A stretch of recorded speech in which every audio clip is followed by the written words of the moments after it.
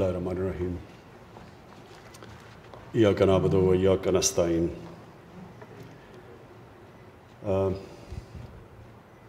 Rector ناسٹ، students, میرے وزیر،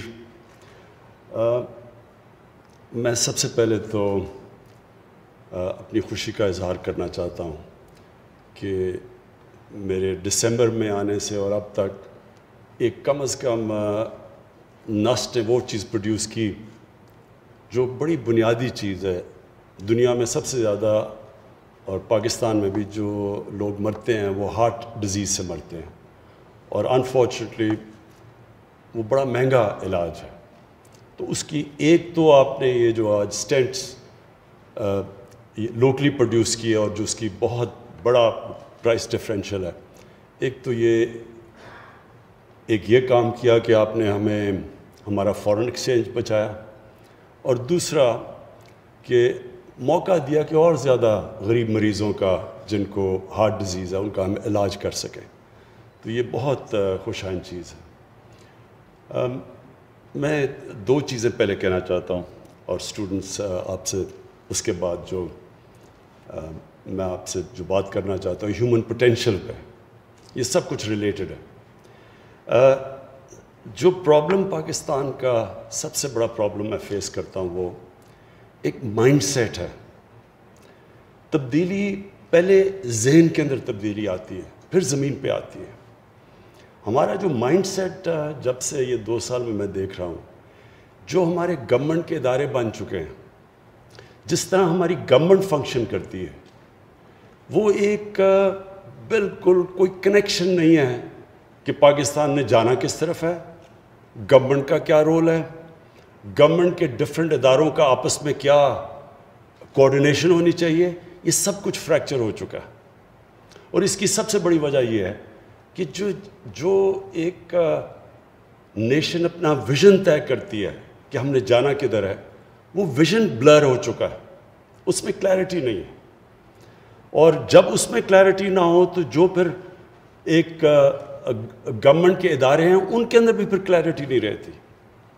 لیکن سب سے بڑا پرابلم ہمارا اس وقت کیا ہے، اگر میں ایک پرابلم بتاؤں جو سب سے بڑا ہمارا پرابلم یہ ہے کہ کبھی بھی کوئی ملک آگے بڑھ ہی نہیں سکتا جس کی جب 2 سال پہلے ہمیں گورنمنٹ ملی تو $60 ارب کی اس کی امپورٹس ہوں اور اس کی ایکسپورٹس $20 ارب کی ہوں، اور $20 ارب بھی $25 ارب سے $20 ارب پہ آئی ہو، یعنی امپورٹ کم ہو گئی، ایکسپورٹ کم ہو گئی ہو پہلے سے. کوئی دنیا میں ملک ترقی نہیں کر سکتا کیونکہ آپ کی ویلتھ جنریشن ہی نہیں ہوتی. جب آپ کے ملک سے زیادہ ڈالرز باہر جا رہے ہوں اور ملک میں کم ڈالرز اندر آ رہے ہوں تو ملک کبھی خوشحال ہو ہی نہیں سکتا. ہر تھوڑی دیر کے بعد ہمیں IMF کے پاس چلے جانا پڑتا ہے. کیوں IMF کے پاس جاتے ہیں؟ کہ ہمارے پاس ڈالر کی کمی ہو جاتی ہے، ہمارے ریزروز ختم ہو جاتے ہیں. ریزروز نے ختم ہونا ہی ہے جب کہ آپ $40 ارب ٹریڈ گیپ جس ملک میں ہو، وہ پریشر تو ریزروز پہ پڑے گا، فارن ایکسچینج ریزروز پہ. جب ریزروز کم ہوں گے روپیہ گرنا شروع ہو جائے گا.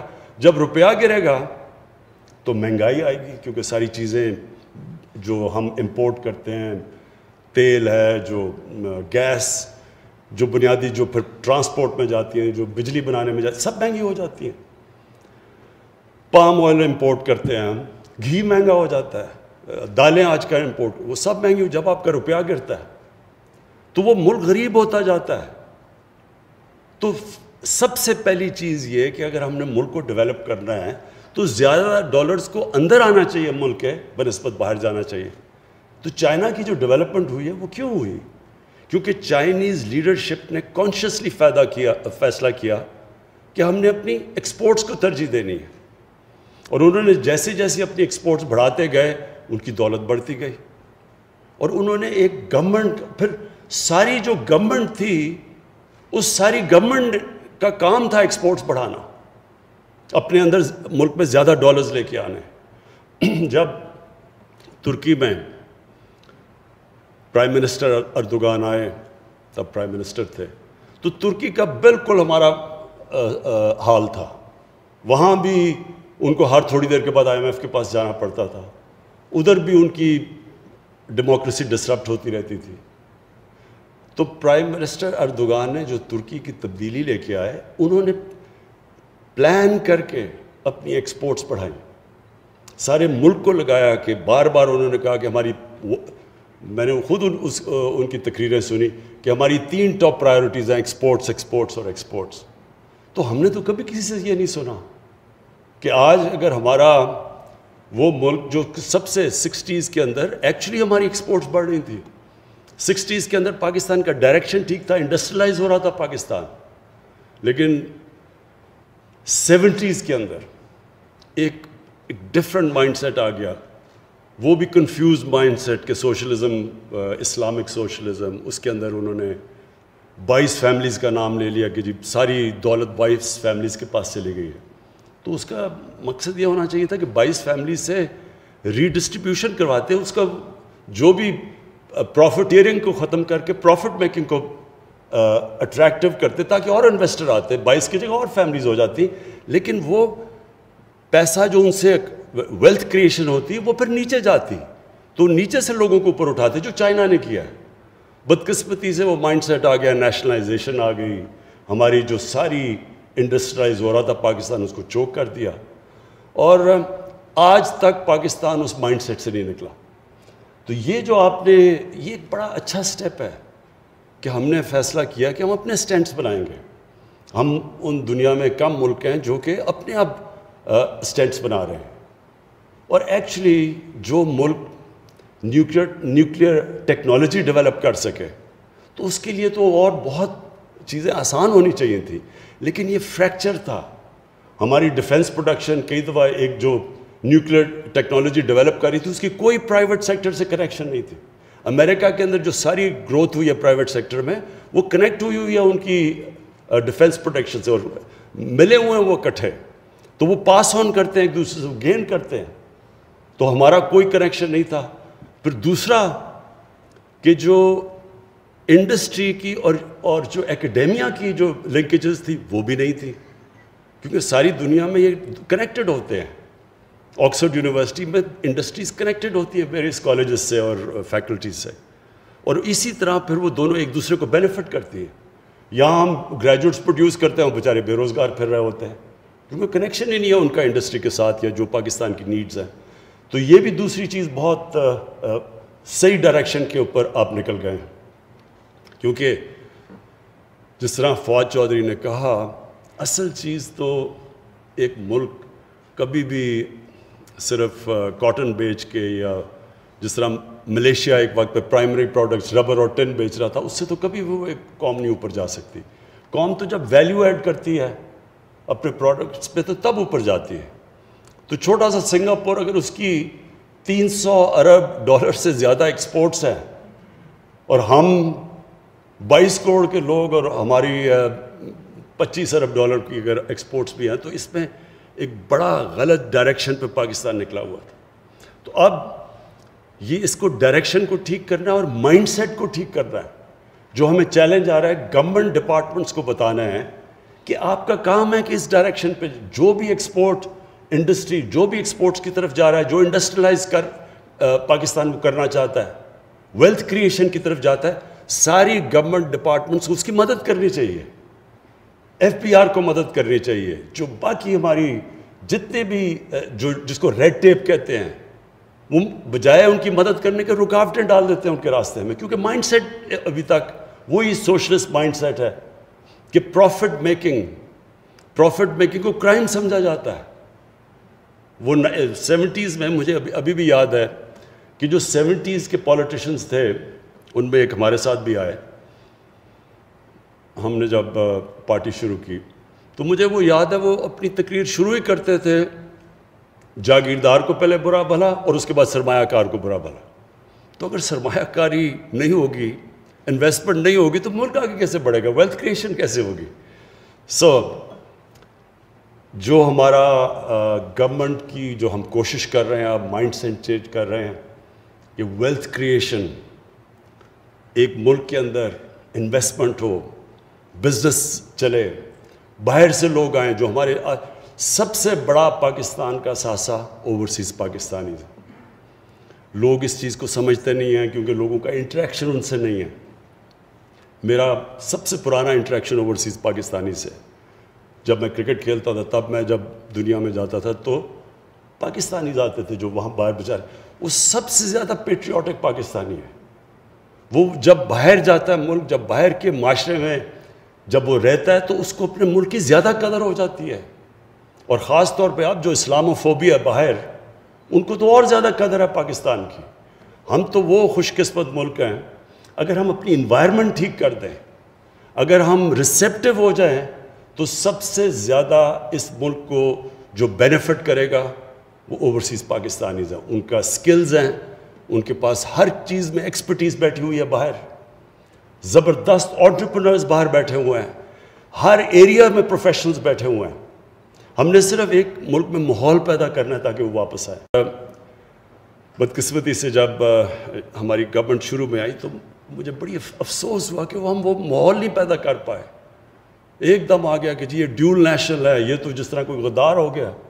بھئی وہ ڈیول نیشنل کیوں بنا ہے؟ کیونکہ پاکستان کا بدقسمتی سے ہم نے اپنی فارن پالیسی اتنی بری طرح کنڈکٹ کی, ہمارا امیج اتنا برا تھا کہ ہر پاسپورٹ ٹریول کرنا مشکل ہو گیا تھا. تو ہم ان کو اس چیز پہ یہ نہ سمجھے, وہ لوگ ترستے ہیں پاکستان کے لیے, اور ان کے لیے صرف ہم نے ان کے لیے ہم نے صرف ایک انوائرمنٹ کریٹ کر دی ہے. اور جو ان کے پاس کیپٹل ہے, جو انویسٹمنٹ ہے, کسی کو یہاں اندازہ نہیں ہے کہ جس طرح کی وہ انویسٹمنٹ کر سکتے ہیں اس ملک کے اندر. اس کے بعد ہماری جو لنکیج ہے چائنا کے ساتھ, وہ ہمارے لیے بہت بڑی, اس ملک کے لیے بہت بڑا ایسٹ ہے. لیکن نمبر 1 ہمارا ایسٹ اوورسیز پاکستانی ہے.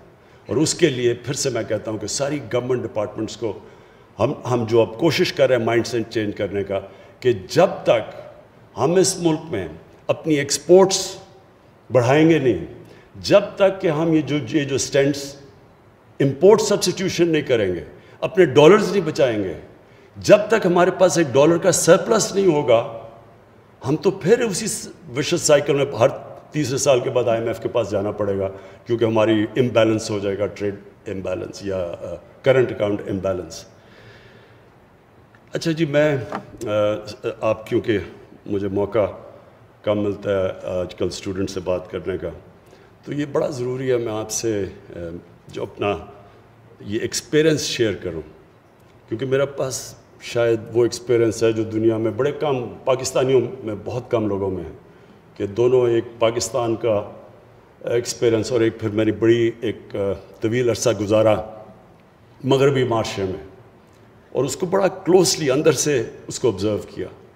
اور پھر میری ایکسپیرئنس اسپورٹس مین کا علیحدہ, پھر ایک پورا ایک ادارہ بنانا, اسکریچ سے کھڑا کرنا پورا ہاسپٹل, اور اس کے لیے جو فنڈ ریزنگ, اور وہ ایک اور ایکسپیرئنس تھا. اور پھر تیسرا پالیٹکس میں ایکسپیرئنس, جو کہ سب سے یونیک ایکسپیرئنس تھا, کہ ایک اپنی پارٹی بنا کے اور یہاں پہنچنا. تو جو میں آپ کو اپنے ایکسپیرئنس سے جو سب سے امپورٹنٹ چیز آپ کے لیے جو میں آپ کو ایک لیسن دینا چاہتا ہوں, جو آپ کے لیے بڑا کام آئے گا, وہ سب سے امپورٹنٹ چیز یہ ہے کہ انسانوں کو اللہ نے جب اشرف المخلوقات بنایا تو ایک چیز سمجھ جائیں کہ انسان کے پاس وہ پوٹینشل ہے جو کسی اور اللہ کی مخلوق کے پاس نہیں ہے. جب اللہ نے فرشتوں کو کہا کہ انسان کے سامنے جھکو, تو وہ بڑا ریلیونٹ آپ کے لیے سمجھنا ہے کہ اللہ نے جب شیطان نے نہیں جھکا تو اللہ نے تب کہا کہ میں نے ان کو وہ پاور دی ہے جو تمہیں بھی نہیں دی, جو وہ نالج دی ہے. نالج پاور ہوتی ہے. تو یہ پرابلم ہمارا یہ ہوتا ہے کہ ہم اپنے پوٹینشل کو پہچانتے نہیں ہیں, ہم اپنے آپ کو انڈر سیل کرتے ہیں, ہم اپنی جو ویژن ہے جو زندگی کی اس کو اتنی محدود کر لیتے ہیں کہ اپنا ہی پوٹینشل کو کیپ کر دیتے ہیں, ہم اپنے اوپر لمیٹیشنز لگا دیتے ہیں. اور ہم اللہ کی وجہ, جس طرح مولانا رومی نے ایک دفعہ کہا کہ جب اللہ نے آپ کو پر دیے ہیں کیوں چونٹیوں کی طرح زمین پہ رینگ رہے ہو. اللہ نے آپ کو وہ پوٹینشل دیا ہے جو شاید ہی کوئی انسان اپنی زندگی میں کوئی 5-10% پہ پہنچتا ہے. تو امپورٹنٹ چیز یہ ہے کہ یہ اپنے پوٹینشیل کو کیسے ریئلائز کرنا ہے، کیسے آپ نے اپنے پورے جو اللہ نے آپ کو صلاحیتیں دی ان پہ کیسے پہنچنا ہے. تو اس کے جو نمبر 1 ریکوائرمنٹ ہوتی ہے کہ آپ کی ویژن کیا ہے زندگی کی، آپ کیا بننا چاہتے ہیں. اور یہی پھر ایونچولی ملک پہ بھی ٹرانسلیٹ ہوتی ہے کہ ملک کیا بننا چاہتا ہے. کیا وہ کسی نے کہا جی ایشین ٹائیگر بننا چاہتے ہیں؟ ایشین ٹائیگر تو کوئی ایک ویژن نہیں ہونی چاہیے ملک کی. تو ڈیفائن کریں پہلے کہ آپ ایک انسان کیا بننا چاہتا ہے، اور جب آپ یہ فیصلہ کرتے ہیں کہ آپ کیا بننا چاہتے ہیں وہ ڈیفائن کرے گا کہ آپ کا پوٹینشیل کیا ہے. مثلا میں جب کرکٹ کھیلتا تھا تو میرے سے بڑے زیادہ ٹیلنٹڈ لڑکے تھے، لیکن وہ جب ٹیسٹ ٹیم میں آتے تھے تو وہ سمجھتے تھے کہ بس انہوں نے زندگی میں اچیو کرنا تھا وہ کر لیا، وہ ادھر ہی رک جاتے تھے. کئی کھلاڑی جو بہت زبردست کھلاڑی تھے، جیسے انہوں نے کرکٹ چھوڑی،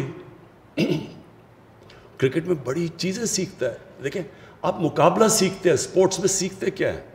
سپورٹس میں سٹرگل کرنا سیکھتے ہیں. کوئی بھی اوپر نہیں پہنچ سکتا جب تک ایک بڑے پروسیس سے نہ گزرا ہو، محنت نہ کی ہو اس نے. تو جب آپ اوپر پہنچ جاتے ہیں اور آپ ریٹائر ہو گئے، اب جب ریٹائر ہوتا ہے انسان تو کیا اس کا مطلب بس وہ ساری زندگی اب کرکٹ کی باتیں کرتا رہے؟ تو اس کا وہی پوٹینشیل ختم ہو گیا. لیکن اگر اس نے سیکھ لیا سٹرگل کرنا، تو میری کنٹینشن ہے وہ کسی بھی پروفیشن میں کوئی بھی کام کرنا چاہے وہ کر سکتا ہے، کیونکہ وہ بیسکلی اس کو ایک چیز سمجھ آ گئی کہ زندگی میں اوپر جاتا ہے کیسا انسان.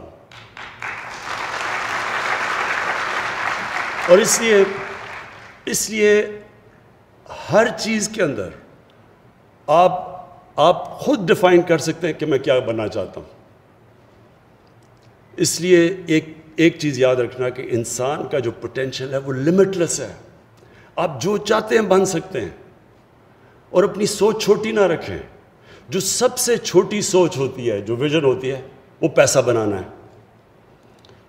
میں اپنی زندگی میں بڑے قابل، اپنی یونیورسٹی میں بھی ملا، HSN میں بھی بڑے قابل لڑکے تھے، لیکن وہ کیوں زیادہ اوپر نہیں گئے؟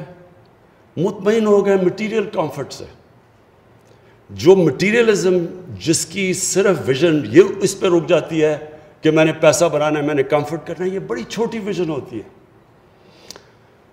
جو میرا نچوڑ ہے زندگی کا وہ یہ کہ ساری زندگی کا فلسفہ نماز کے اندر اس چیز پہ آ جاتا ہے جو آپ اللہ سے مانگتے ہیں کہ اللہ مجھے ان کے راستے پہ لگا جن کو تو نے نعمتیں بخشیں، ان کے نہیں جو غلط راستے اپنی تباہی کے راستے پہ چلے گئے. یہ جو اللہ کہتا ہے نا 5 وقت نماز پڑھو، یہ بھی بائی دا وے میں نے بڑی لیٹ اپنی زندگی میں اس چیز کو سمجھا. یہ ہے زندگی کا آپ کا فلسفہ. کیونکہ جب آپ اس کے اوپر غور کریں گے تو کس کو اللہ نے نعمتیں بخشی؟ اپنے پیغمبروں کو. سب سے زیادہ جو ان کے حبیب تھے نبی صلی اللہ علیہ وسلم، ان کو نعمتیں بخشی. تو کیا ان کی زندگی آسان تھی؟ کمفرٹیبل زندگی تھی؟ بڑی مشکل زندگی تھی. جیسے ہی اللہ نے ان کو کہا کہ پیغام دو دنیا میں جا کے، تو جیسے وہ اللہ کے پیغمبر بنے ان کی زندگی تو مشکل ہوتی گئی. تو کیا ہم وہ مشکل زندگی مانگ رہے ہیں؟ وہ ہے. اور اس کے اندر جو دوسری چیز اب آتی ہے کہ ہم سب کیا چاہتے ہیں زندگی میں؟ خوشی چاہتے ہیں نا. ہم جو بھی چیز ہم سمجھتے ہیں پیسہ بنائیں گے تو ہمیں خوشی مل جائے گی. ہم سمجھتے ہیں کہ شادی ہوگی، بچے ہوں گے، خوشی مل جائے گی. ہم خوشی ڈھونڈ رہے ہوتے ہیں نا.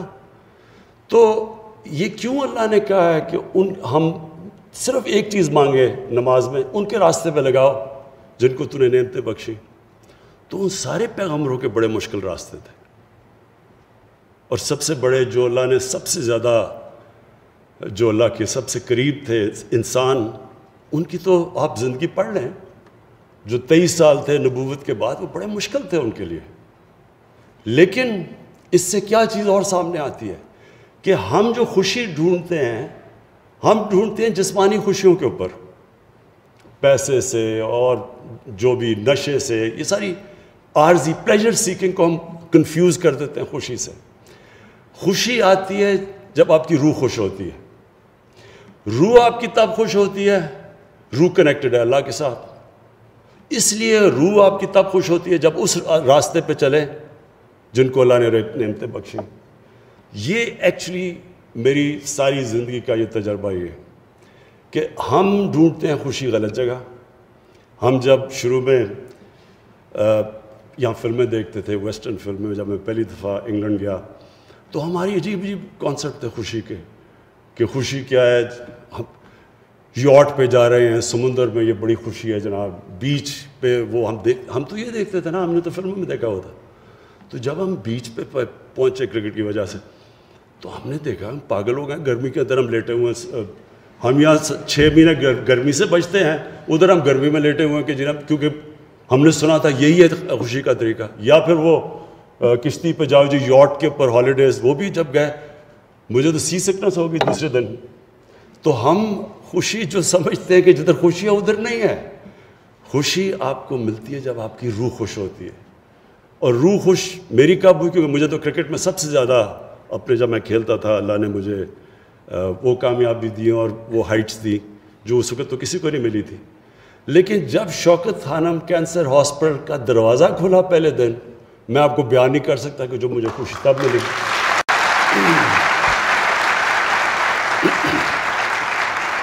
کہنے کا میرا مقصد یہ ہے کہ دیکھیں خوشی اللہ دیتا ہے، کیونکہ آپ کی روح جب خوش ہوتی ہے اس کا مطلب آپ صحیح راستے پہ ہیں۔ تو یہ یاد رکھیں کہ یہ جو ہم سارا وقت خوشی ڈھونڈتے ہیں وہ سارا فلسفہ ادھر ہے کہ اللہ ان کے راستے پہ لگا جن کو تو نے خوشیاں دی، ان کے نہیں جو غلط راستے پہ چلے گئے۔ یہ آپ کو قرآن بار بار کہتی ہے کہ سوچو، ڈیلیبریٹ کرو، جائزہ لو، اپنی زندگی کا دیکھو، ہر جگہ اللہ کے اشارے ہیں۔ جتنا آپ اس کے اوپر کانسنٹریٹ کریں گے کہ وہ آپ کو شو کرے گا کہ آپ کا راستہ کیا ہے، جو آپ کا قبلہ کیا ہے، زندگی کا مقصد کیا ہے۔ 2 چیزیں سائنس آپ کو کبھی نہیں بتا سکے گی کہ اس دنیا میں آنے کا مقصد کیا ہے، اور جب ہم مرتے ہیں تو اس کے بعد ہمیں کیا ہوتا ہے۔ اس کی صرف اور صرف آنسر اللہ نے جتنے بھی دنیا میں اپنے مذہب دیے ہیں انہی کے اندر صرف آنسر ہے، کسی سائنس میں نہیں اس کی آنسر۔ اور وہ اس کے اوپر وہ سارا فلسفہ ختم ہو جاتا ہے اس چیز کے اوپر کہ اللہ ان کے راستے پہ لگا جن کو تو نے نعمتیں بخشی۔ آپ سب کے لیے جو سب سے امپورٹنٹ چیز ہے کہ آپ کی ویژن کیا ہے، یہ ڈٹرمن کرے گا آپ کا پوٹینشیل کتنا ہوگا، کدھر تک آپ دنیا میں پہنچیں گے۔ نمبر 2، جتنی آپ کی بڑی ویژن، اونچی ویژن ہوگی، اتنی آپ کو مشکلوں کا سامنا کرنا پڑے گا۔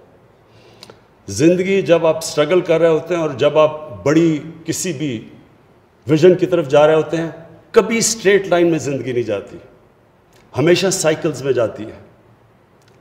جو آپ کو آپ کی کامیابی وہ ڈپینڈ کرے گی کہ آپ دونوں اوپر اور نیچے سائیکل پہ آپ کیسے ریئیکٹ کرتے ہیں۔ جو اوپر کے سائیکل کے اوپر کمپلیسنٹ ہو جاتا ہے اس کا مطلب کہ اس کا نیچا سائیکل زیادہ ہو جاتا ہے، اور جو نچلے سائیکل کے اوپر جب برا وقت ہوتا ہے اس میں سیکھتا ہے، سول سرچنگ کرتا ہے، اپنی غلطیوں کا جائزہ لیتا ہے، پھر محنت کر کے پھر جب آتا ہے تو اس کا سائیکل وہ اور اوپر چلا جاتا ہے۔ اس طرح دنیا کی زندگی کی سٹرگل جاتی ہے۔ جو نچلے سائیکل کے اوپر ڈیمورلائز ہو جاتا ہے، بڑے بڑے بزنسز میں نے اپنی زندگی میں دیکھے، جب ان کو لاس ہوا، جب بزنس میں پرابلمز آئے تو انہوں نے شارٹ کٹ لے لی، انہوں نے فراڈ کر دیا بچنے کے لیے۔ تو جب آپ نچلے سائیکل کے اوپر ڈیمورلائز ہو جاتے ہیں، آپ کوئی فراڈ کرتے ہیں، وہ آپ کی زندگی کا پوٹینشیل ختم ہو جاتا ہے، اس کا مطلب کہ آپ اوپر نہیں واپس آ سکتے۔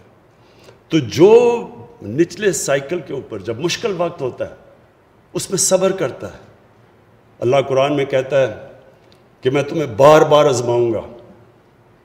اللہ کی آزمائش بار بار آتی ہے۔ نبی صلی اللہ علیہ وسلم کے اوپر کتنی آزمائشیں آئیں، تو کبھی کسی نے آپ ان کی کتنی بھی لائف ہسٹری پڑھیں، کبھی کسی نے ان کو ڈیمورلائز دیکھا، کبھی کسی نے ان کو دیکھا کہ وہ ڈپریس ہو گئے ہیں۔ وہ ہر آزمائش کو لیتے تھے اللہ کی طرف سے، اور پھر جو مقام اللہ نے ان کو دیا، تو کسی نے بھی، آپ چاہے اسلام کے آپ مسلمان ہیں یا نہیں، دنیا کی تاریخ میں کسی انسان کو وہ مقام ملا ہی نہیں، نہ مل سکتا ہے جو نبی صلی اللہ علیہ وسلم کو ملا. اور اس کی وجہ ہے، اور اسی لیے قرآن کے اندر ہمیں کہا گیا کہ ان کی زندگی سے سیکھو، ان کی سنت پہ چلو. یہ بھی بڑا امپورٹنٹ ہے آپ کے لیے سمجھنا. میں نے کئی دفعہ لوگوں سے بات کرتا ہوں اس چیز کی، تو لوگ مجھے کہتے ہیں کہ جی وہ تو اللہ کے پیغمبر تھے، تو ہم ان کی زندگی کیسے ہم ان کو کیسے فالو کر سکتے ہیں؟ قرآن نے اس لیے ہمیں کہا ہے، اللہ کو نہیں پتا وہ ان کے پیغمبر تھے، لیکن اللہ نے ہمیں کہا ہے کہ ان کی زندگی پہ چلو، ان کی زندگی سے سیکھو، ان کی سنت پہ چلو. مطلب اس کا یہ ہے کہ اگر آپ نے اوپر جانا ہے تو ان کی زندگی سے سیکھو، کیونکہ وہ ایک رول ماڈل ہے، ان کو اپنا رول ماڈل بناؤ. ہم ان کو صرف یعنی جو نیگیٹو سائڈ ہے سیکولرزم کی، ہم یہ کیا کر دیتے ہیں کہ اس کو دین کے اندر ساری نبی صلی اللہ علیہ وسلم کی زندگی اور قرآن کو دین کی طرف کر دیتے ہیں اور اپنی زندگی کو علیحدہ کر دیتے ہیں. یہ ہمارا سب سے بڑا پرابلم ہے. وہ ہماری ڈیلی زندگی کے اندر لیسنز آتے ہیں. جتنی آپ ان کی زندگی اسٹڈی کریں گے، آپ کو ہر وقت زندگی کے اندر وہ ڈائلیماز ہوں گے. 5 وقت کی نماز کیوں ہے؟ کیونکہ دن میں، مجھے کئی دفعہ دن میں کتنی دفعہ ہوتا ہے کہ 2 راستے آ جاتے ہیں، اس راستے پہ جانا ہے یا اس راستے پہ جانا ہے. کئی دفعہ آپ کو یہ پرابلم، آپ کو ہر وقت جتنی آپ اسٹرگل کرتے رہیں گے، آپ کے سامنے 2 راستے آ جائیں گے. اور وہی ہوتا ہے آپ کی کامیابی یا آپ کی فیلئر کے راستے. وہی ہے کہ ان کے راستے جن کو نعمتیں بخشی، یا وہ راستے پہ چلے جاؤ جو آپ کی تباہی کا راستہ ہے. اور پھر ایک قرآن کی آیت ہے کہ کئی چیزوں کو جو آپ اچھا سمجھتے ہیں وہ آپ کے لیے بری ہیں، اور جن کو آپ برا سمجھتے ہیں وہ آپ کے لیے اچھی ہیں. اس پہ بھی جب آپ غور کریں گے تو آپ سمجھیں گے کہ ہمارے سامنے ہمیشہ ٹیمپٹیشن ہوتی ہے آسان راستہ لے لو. کئی دفعہ ٹیمپٹیشن آتی ہے کہ کون سٹرگل کرے سارا وقت، صبح اٹھو وہ سارے ڈاکو اکٹھے ہو کے کبھی کچھ کریں کبھی کریں. آسان راستہ لے لو، کمپرومائز کر دو، ان کو معاف کر دو، ان کو NRO دے دو. آسان راستہ ہے، زندگی آسان ہو جائے گی، چپ کر کے آرام سے ہم بھی پارلیمنٹ میں تقریریں کریں گے، 3 سال گزر جائیں گے. لیکن یہ تباہی کا راستہ ہے. یہ یاد رکھیں کہ جو آپ کی بہتری کا راستہ ہے وہ ہمیشہ آسان نہیں ہوتا. اس میں بڑے فیصلے کرنے پڑتے ہیں، مشکل فیصلے کرنے پڑتے ہیں، اور وہی مشکل فیصلے آپ کو اوپر لے کے جاتے ہیں. تو آپ کو اللہ نے بڑی زبردست اپرچونٹی دی ہے. نسٹ کی جو بھی ریکٹر صاحب آپ نے باتیں کی، مجھے بڑی خوشی ہوتی ہے کہ ہماری ایک یونیورسٹی کوالٹی کی یونیورسٹی بن رہی ہے، اور اتنے تھوڑے ٹائم میں، کیونکہ 29 سال 30 سال تو کوئی زندگی نہیں ہے یونیورسٹی کی. اس کے اندر ایک ماشاءاللہ آپ کی سٹینڈرڈز آ رہی ہیں، آپ نئی چیزیں کر رہے ہیں، آپ ہوپ دے رہے ہیں ملک کو. آپ کو دیکھتے دیکھتے اب اور بھی یونیورسٹیز کوشش کریں گی، ان کی بھی لنکیجز انشاءاللہ ہم کریں گے انڈسٹری کے ساتھ، تاکہ وہ بھی محنت کریں اور وہ بھی اپنے ڈیولپ کریں، نئی چیزیں کریں. تو آپ ایک راستہ بھی دے رہے ہیں باقی ایکیڈیمک انسٹیٹیوشنز کو، اور مجھے یہ بڑی خوشی ہے. مجھے یہ بڑی خوشی ہے کہ یہ آپ یہ ٹریل بلیز کر رہے ہیں باقی ایکیڈیمک انسٹیٹیوشنز کے لیے. اور میں آپ کو یہ شور کرتا ہوں کہ ہماری گورنمنٹ پوری آپ کی سپورٹ کرے گی، ساری ایک ہائر ایجوکیشن کی، نالج اکانومی کی، بلکہ ایجوکیشن کی ہم پوری سپورٹ کریں گے. ہمارا جیسے ہمارے، اور انشاءاللہ ملک صحیح راستے پہ نکلا ہوا ہے، جیسے ہمارے فائنینشیل حالات بہتر ہوتے جائیں گے، جو ہم ویلتھ کریٹ کرنے کی کوشش کر رہے ہیں، جیسی ہماری ملک میں ویلتھ کریشن ہوگی، تو نمبر 1 پرائرٹی ہماری ہوگی نالج اکانومی کی طرف. اپنے ایجوکیشن کے اوپر، ہائر ایجوکیشن پہ، ریسرچ پہ ہم میکسیمم اپنی توجہ دیں، تاکہ وہ اتنا بڑا ہمارا پوٹینشیل ہے. ہمارا 2nd ینگسٹ پاپولیشن ہے، انٹرپرائزنگ لوگ ہیں ہمیں اگر ایکسپرٹیز چاہیے تو ہمارے اوورسیز پاکستانیز بیٹھے ہوئے ہیں، ہر قسم کی ہم ایکسپرٹیز اٹریکٹ کر سکتے ہیں واپس پاکستان میں. ہم نے جب شوکت خانم کینسر ہاسپٹل بنانے شروع کیا تو سب نے مجھے کہا نہیں بن سکتا، کیونکہ انہوں نے کہا ایک اسپیشلسٹ کینسر ہاسپٹل کے لیے آپ کو ایکسپرٹیز چاہیے، وہ پاکستان میں نہیں ہے. جس طرح مڈل ایسٹ کے اندر جتنے بھی کینسر ہاسپٹلز ہیں ان کے اندر ایکسپرٹیز ساری باہر سے دنیا فورنرز آ کے کام کرتے ہیں، لیکن ہم کیوں بنا سکے؟ کیونکہ ہمارے پاس باہر ہر قسم کے ایکسپرٹس بیٹھے تھے، ڈاکٹرز بیٹھے تھے.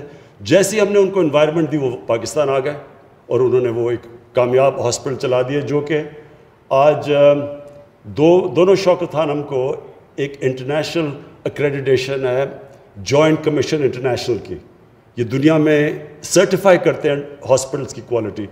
تو 4 پاکستان میں ہاسپٹلز ہیں جو جوائنٹ کمیشن انٹرنیشنل کے سرٹیفائڈ ہیں، 2 ان میں سے شوکت خانم لاہور اور پشاور ہے.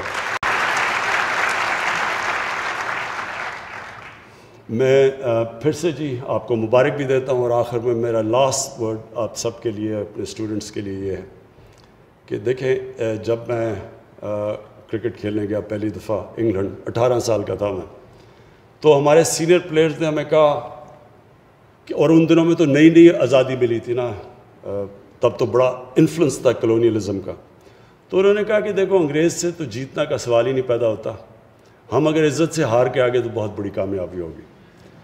اب یہ سوچیں کہ 18 سال کا لڑکا وہ بڑے خواب دیکھ رہا تھا، اور انہوں نے آگے سے کہتے کہ جی عزت سے ہار گئے تو بہت بڑی کامیابی ہوگی. تو مائنڈ سیٹ تھا. اور وہ 10 سال تک جب میں کرکٹ کھیلتا رہا، ہماری ٹیمیں اچھی بھی ہو گئی، ہم جیتے ہوئے میچ ہار جاتے تھے کیونکہ ہمارے میں سیلف بلیف ہی نہیں تھا. ہم اپنے آپ کو بلیو ہی نہیں کرتے تھے کہ ہم جیت سکتے ہیں. اور جب اس کے بعد ہماری جو 80s کے اندر ٹیمیں آئیں، وہ اتنی اچھی ٹیمیں نہیں تھیں جو کرکٹ جانتے ہیں. 70s میں ہماری زیادہ کوالٹی کے پلیئرز تھے 80s کے بنسبت، لیکن وہ ٹیم اس لیے جیتنا شروع ہو گئی، اس کا مائنڈ سیٹ چینج ہو گیا، سیلف بلیف آ گیا کہ ہم جیت سکتے ہیں. اسی طرح پاکستان میں ہم ایک سیلف بلیف چاہیے کہ ہم سب کچھ پروڈیوس کر سکتے ہیں، ہمارے میں ابیلٹی ہے، ٹیلنٹ ہے، سب کچھ ہے، لیکن سیلف بلیف نہیں ہے. اور سیلف بلیف آپ کے انڈیویجولز کے لیے اسٹرگل سے آتی ہے. جب آپ ایک نچلے سائیکل سے پھر اوپر اٹھتے ہیں، آپ کے اندر کانفیڈنس آ جاتا ہے کہ میں مقابلہ کر سکتا ہوں مشکل وقت کا. جیسے جیسے آپ یہ سائیکل سے اوپر جاتے جاتے ہیں، آپ میں ایونچولی سیلف بلیف آ جاتی ہے. سیلف بلیف یہ ہوتی ہے کہ جو بھی مشکل آئے گی میں اس کا مقابلہ کر سکتا ہوں. اور وہ ہوتی ہے پھر ایک وننگ سوچ آ جاتی ہے. وہ ایک قوم میں آ جائے قوم اٹھ جاتی ہے، وہ ایک انڈیویجول میں آ جائے وہ اوپر آ جاتا ہے. یہ جو ایک کرکٹ ٹیم میں آ جائے اس کو کوئی ہرا نہیں سکتا جب اس اپنے آپ اندر بلیو کرنا شروع کرتی ہے. یہ ہماری کوشش ہے کہ پاکستانیوں کا مائنڈ سیٹ چینج کریں، کہ اپنے اندر بلیو کریں کہ کوئی بھی ہم دنیا کا کوئی بھی ہمارے سامنے آئے ہم سب کا مقابلہ کر سکتے ہیں. بہت بہت شکریہ.